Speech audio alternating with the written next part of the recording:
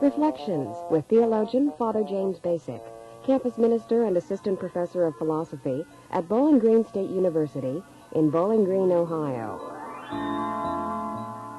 If we really want to improve our self-awareness, we ought to do some meditation. That if we're going to come to know who we are more, we ought to involve ourselves in a prayer life. That the proper way of achieving self-fulfillment these days isn't just to do our own thing or pull our own strings, but to get in touch with a power that's greater than ourselves.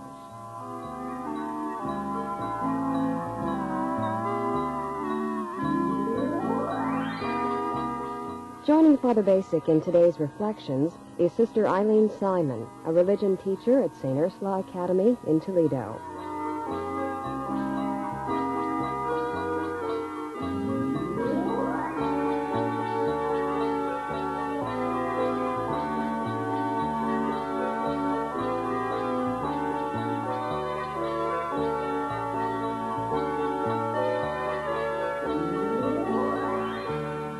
Today's Reflections focuses on the topic of mysticism and self-awareness. Here's Father Bacik.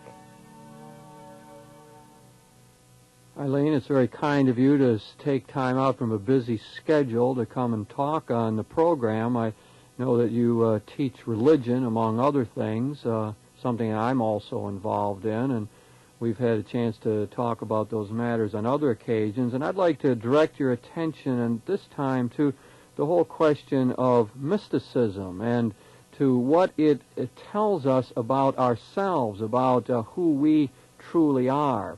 The mystics are people who have had a strong religious experience, an experience in which they have felt united with their God and with other people and with nature. They've had a hard time telling us about this experience, but they keep insisting that it is real, that they know something about reality that many of the rest of us have missed, that they've gotten in touch with some sort of deeper truth, and that very often they say that they understand themselves better now than they did in the past. And so it's that aspect of mysticism that I would like to speak about for a while, and that is that the power of the mystical experience to tell us about who we are. Now, most of us are not involved in having these strong mystical experiences, and it would be easy to say, well, just forget it, I'm not interested in what those people have to say. But as a matter of fact, I think the mystics tell the rest of us very valuable things about who we truly are and what our true self is all about. So I'd like to move us in that direction now, of this mysticism and understanding ourselves. Are you at ease with that topic and ready to talk about that? Well, I think the whole reality of mysticism, the gift of that experience, leads one to self-realization. And yet, self-realization, it doesn't just stop there. I think there's the whole aspect of self-transcendence, the element of moving out. But I think the beginning of the experience is one of coming to know self at a deeper level than what one has ever known self before. There's the sense of coming to a sense of oneness with our unconscious and our conscious, a sense of oneness with our persona and our shadow, to allow, as we are before the gracious mysteries, those elements within ourselves that perhaps are not the most acceptable, to allow that to come up and to be with it, to befriend it. And in befriending it, come to a deeper sense of self-realization in Christ. I think the quote from Paul in Ephesians, to allow our inner self to grow strong before the Lord, speaks of this sense of self-knowledge and oneness with our unconscious and conscious, our persona and our shadow. Somehow when you mentioned Paul, I thought of the phrase, I live now, not I, but Christ lives in me. It seems like that would have some sense of what the true self is all about, that actually at the very core of our being resides the Lord himself as the true power and strength of who we are. So that maybe if one goes deep enough and if we understand ourselves well enough, then we would really know who the Lord is in a deeper way. We would, in discovering ourselves, we would discover the God who exists right within us. I think when you were talking about self-realization and self-transcendence, could we say that in another way, that we really need to know ourselves before we can reach out to others, that we really have to be in touch with our own strengths and weaknesses before we are in a position to be able to love others properly and to make a contribution in our world. So maybe the mystics, in highlighting this insightful side of their experience, would move us in that direction, remind us that self-awareness is really a vital part of being a human being, and not just for our own benefit, not just so that we can be on an ego trip somehow or become wiser people, but really so that we can become more effective people, so that knowledge would become for the sake of love then. We would understand ourselves better precisely so that we could love others more effectively and make a contribution to our world. Yes. I think Merton, a contemporary mystic, is a person who has reflected this very notion in his writings, that to become in touch with oneself first is gift, is grace, and to transcend self, to move out of self, is part of the very grace of coming to be in touch with oneself before the Lord. So that both things have to go together. Yes. Yeah.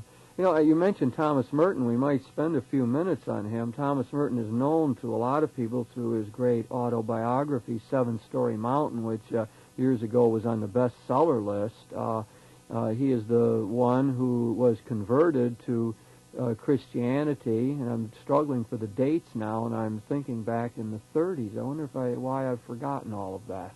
But I can't quite pin down that whole thing about Merton at the moment. But he was converted to Catholicism. I remember now it was in the late 30s, I think around 38 or so, that he moved away from the New York intellectual life where he ran around a lot, did a lot of heavy drinking, went to Columbia University, was involved in Marxism for a while, had his communistic period, and then sort of gave up all of that and got involved in the Catholic Church, read some of the Thomistic philosophers and ran into some people and who were Catholics who impressed him, and turned out to be a Catholic, and then shortly after that ended up going to a Trappist monastery where he spent most of his life, did a lot of writing, and finally in 1968 went to Thailand for a conference with Eastern religious people, and during that time was tragically electrocuted and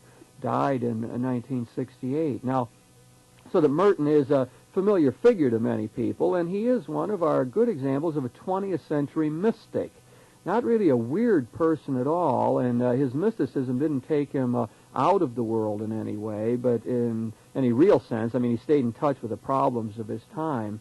But I'd like to go back to that original mystical experience he had. It occurred between the time when he was converted and when he entered the monastery. And that was, I think it was 1940, he made a trip to Cuba. And he went into a church in Havana, and he'd been to Mass earlier in the day in another church, and he went into this church, and he looked up, and there was these rows of youngsters up in front of him, and I think it was the time maybe when they went to communion, but something happened to him during that time, and suddenly he had this tremendous mystical experience that everything melted together, and it was like one light that was in everybody and everything, drawing it all together. And it's interesting the way he describes it. I'm going to quote some things now, especially noticing the idea of how there is truth involved in this. He says, but what a thing it was, this awareness. It was so intangible, yet it struck me like a thunderclap. It was a light that was so bright that it had no relation to any visible light, and so profound and so intimate that it seemed like a neutralization of every lesser experience. So it really is a strong thing that every other experience in life didn't seem like much. And then he goes on to say that this light was something far above and beyond the level of any desire or any appetite I had ever yet been aware of. It was purified of all emotion and cleansed of everything that savored of sensible yearnings. It was love as clean and direct as vision, and it flew straight to the possession of the truth it loved. It lasted only a moment, but it left a breathless joy and a clean peace and happiness that stayed for hours, and it was something I have never forgotten. Well, I like that phrase there, it flew straight to the possession of the truth. That really is one of the things that Merton used then throughout the rest of his life. He thought that there were really two selves that we had. There was what he called the empirical self, the self that we used in meeting people. There was like the many masks that we wear, the facades, the way we pretend to be with other people. Maybe we're down, but we have to smile. And maybe we're sad, but we have to pretend that everything's all right. Or maybe we have a great joy we want to share, but we have to be sensitive to others, so we have to suppress it for a while. Or just the fact that we very seldom tell other people what we truly think or feel, very often because we think they won't understand or it's going to offend them or something. But Merton said that what is needed in this movement towards mystical experience was to peel away the layers of that false or empirical self. It was like peeling away the onion, the rings of the onion, so that slowly one would move down towards the core. And eventually we would move towards the true self, the self that we really are, as you suggested, with its strengths and weaknesses, even the dark spots in there that would have to come out. And very often people would think, well, when I move towards the true self, then I will really be messed up, or I'll have nothing but guilt feelings, or I never could be alone with myself like that, or I don't like myself all that well, or to think that to move to the true self would mean that we would be very autonomous, that we were going to just do our own thing and worry about our own self. And Merton would suggest that that isn't what happens at all, that when we get to our true self, we find there a surprising presence, a presence of the one that we like to call our God, that we would really find there the Lord in some way. And that's when we would find our peace and happiness in life.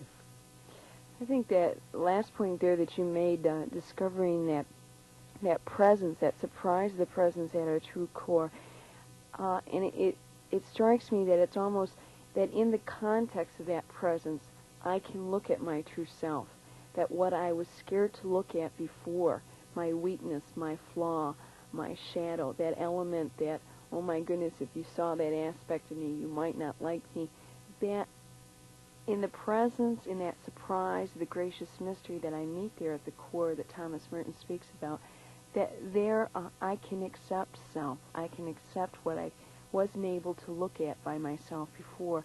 And in looking at it and being before the Lord and accepting myself as I am, I'm more free to be myself and to transcend self. And I think that's precisely what we're called to. This would be the growth in the spiritual life, and if we're going to say that all of us are involved in the spiritual search, then one way of saying it is that we're all involved in a search for our true self, to find out who we really are, and to appreciate that. It's that ongoing search in self-realization and self-transcendence in the experience of life.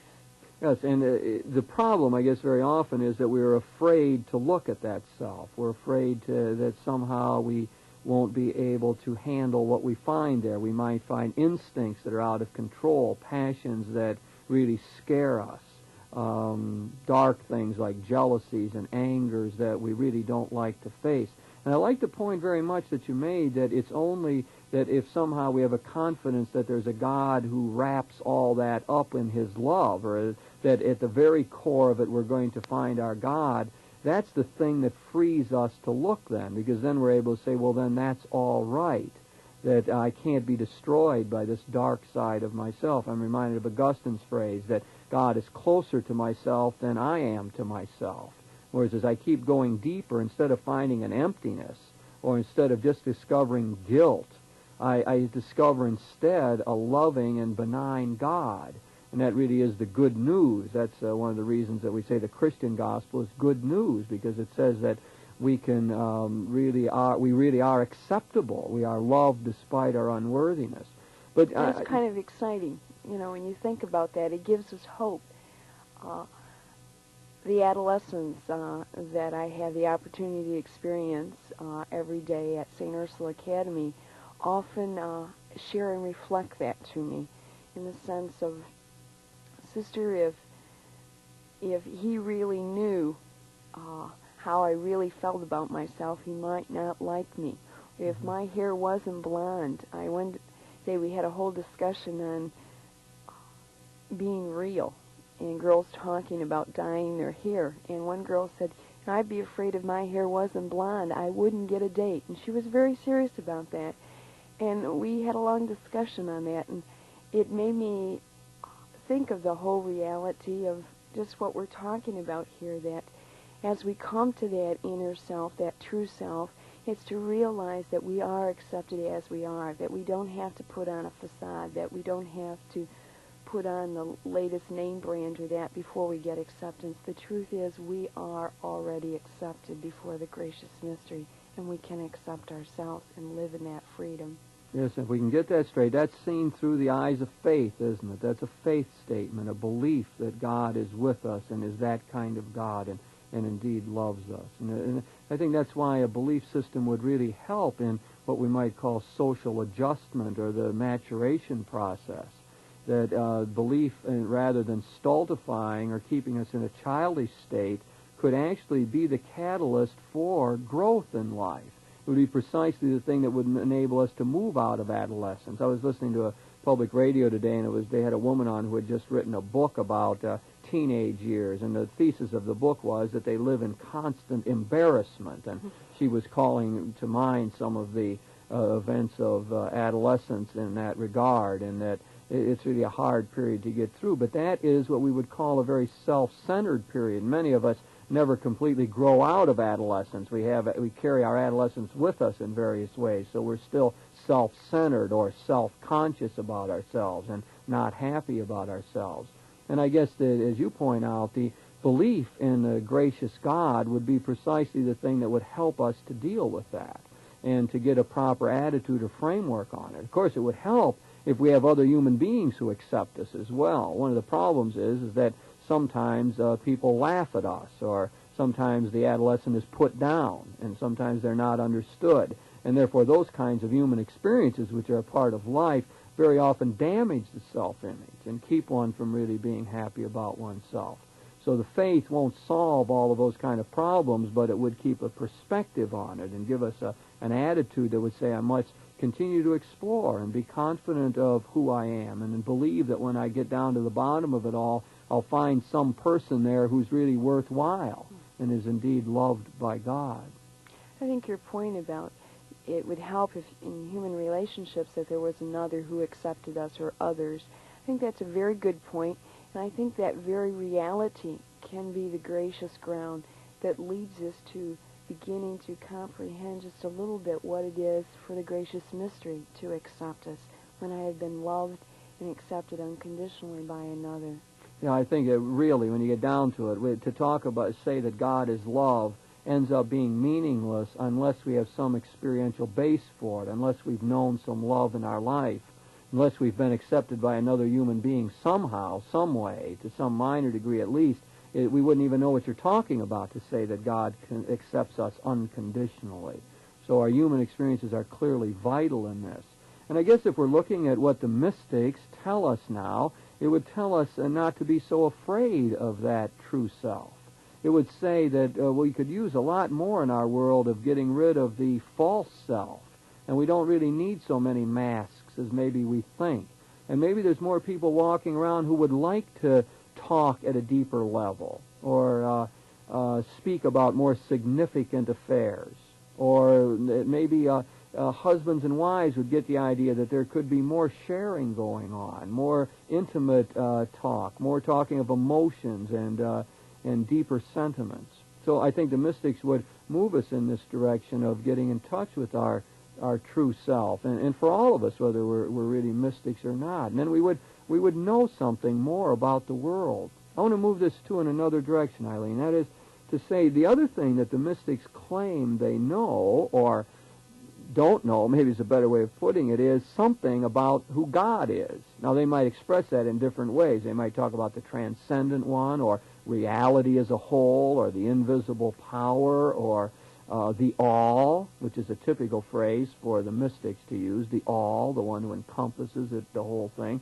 So one of the big things they keep telling us about that is that we can't know that reality completely, right? That reality remains incomprehensible in some sense. They say, I was really close to it, and it enveloped me in its love, and we were really united, and almost totally united. But when I'm trying to tell you about it, I can't describe it completely. And this God remains beyond all of our categories and words.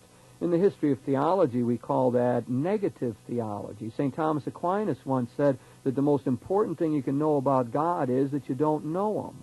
The mystics keep telling us that this God is mysterious. He's inexhaustible. You can't manipulate or control that God. He runs the world. He's the one who gave me the experience to begin with. I didn't earn it. I didn't have this flash of light. Thomas Merton didn't think, boy, I really had that coming, this blinding flash of light. He had more the other idea. No, it was a truth given to me. It's a gift. So the mystics keep telling us that this God is greater than anything we can imagine. Eye is not seen, nor ear heard. And we haven't even imagined what this God might be like. So I think that's a valuable part of what they tell us, too. The sense of known and yet not known, near and yet afar. I'm not sure if Karl Rahner would consider himself a mystic, but I'm struck by this very point that you're bringing up. In his little book, Encounters of Silence, one of his very first prayers that he expresses is one of, I should like to speak with you, my God, and yet what else can I speak of but you? You are my God, the God of my beginning and end, God of my joy and need, God of my life. Of course, you are endlessly more than merely the God of my life. If that's all you were, you wouldn't really be God at all. But what am I really saying when I call you my God, the God of my life? Are there any titles which I needn't give you? I should never, if I should take my stand on the shore of your endlessness and shout into the trackless reaches of your being, all the words I've ever learned in the poor prison of my little existence, what should I really have said of you? I should never have spoken the last word about you, O hidden God, from whom nothing is hidden. Oh, I like that. Yeah. I'm glad you read that from Karl Rahner, because many people think of him as being a very heady theologian and writing all those hard words and so on. And here yet we have a very poetic description. I think Rahner, as a matter of fact, does not consider himself a mystic and has said that. And yet he has a terrific sense of this same idea we're talking about. That is the God who's beyond us. What would if we took all the words he knew and threw them out, they would still be inadequate. If we did the best possible job of saying our prayers, still they wouldn't measure up to the great God that we're addressing. God is always more than we ever anticipate or expect. The title of the book, Encounters with Silence, is interesting, isn't it? Rahner's little prayer book there. Yes. God is silent in so many ways. He's one that we just can't always get a hold of or manipulate or control. In times we hardly hear a word back in a way. Now, Rahner really wouldn't be a mystic, but he is on to the same point that I think the mystics understand probably better than anybody, that the God is real and yet beyond all of our thoughts. I guess, again, it's that very reality of God that is important in this, isn't it? That they know that the world isn't just an accidental thing. It's just not a random series of happenings. That history isn't that tale told by the idiot, but that all of it holds together somehow. That the whole of the world is united. That there's a great power that has taken over the world. The world is, Gerard Manley Hopkins, a great mystical poet, said the world is charged with the grandeur of God.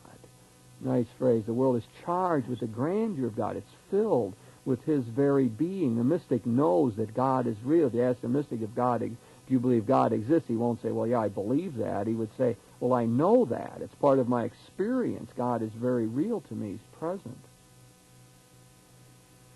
Well, Eileen, we've been talking about mysticism here and trying to get at the idea that there is a sort of a insightful content to it. In other words, the mystics don't just have a feeling experience. They claim that they know something, that they understand something about life. I guess that would suggest to us that if we really want to improve our self-awareness, we ought to do some meditation. that if we're going to come to know who we are more, we ought to involve ourselves in a prayer life. That the proper way of achieving self-fulfillment these days isn't just to do our own thing or pull our own strings, but to get in touch with a power that's greater than ourselves. That part of the modern movement would be to challenge the narcissism of our own time and to say, no, that when I get closer to myself, what is revealed to me is that I'm really united with a whole world, that I'm unified with other people. As I get to know my own strengths and weaknesses, I become more empathetic with other people. And I get more in touch with what is really true about this world of ours, that there is a power that's running it. And as you pointed out so well, I think, is that this power is one who loves us. And that, therefore, when we're in touch with that, when we begin to feel that or see it or it becomes part of our ordinary way of thinking of things, then we can be more honest with ourselves. We could say, yes, I'm jealous, or I'm angry, or I can't handle this problem, or my drives and instincts are out of control or in danger of being so. Then I can admit that and begin to get on with life and to get in touch with that true self. So the mystic, and especially Merton, I like his imagery, is that we have this outer self, this which is really a false self in many ways. And we have to use it sometimes, and we can't get rid of it entirely. Can't bare our soul to every person we meet or tell everyone our intimate secrets. But certainly in part of our life and with our close relationships, we need to gradually strip away that false self and move to the true inner self, and where God really is present to us all the time. You've been listening to Reflections with your host, theologian Father James Bacik, campus minister and assistant professor of philosophy at Bowling Green State University in Bowling Green, Ohio. Joining Father Bacik in this discussion was Sister Eileen Simon, a religion teacher at St. Ursula Academy.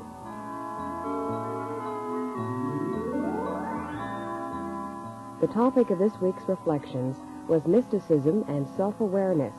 If you have any questions about today's program or any ideas for topics you'd like to hear discussed, please write to Reflections in care of WLQR, Toledo, Ohio, 43623. Produced in the studios of WLQR, Reflections is directed by Mary Beth Kirchner.